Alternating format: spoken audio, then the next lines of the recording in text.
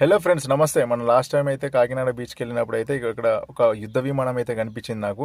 ఈ విమానాన్ని చూడగానే నా మైండ్లో చాలా సందేహాలు వచ్చినాయి. ఇది ఇక్కడ ఎందుకు ఉండిపోయింది, అసలు దీని పనితనం ఏంది, అసలు ఇది ఎక్కడ ఎందుకు మిగిలిపోవాల్సింది వచ్చిందో నాకైతే అర్థం కాలేదు.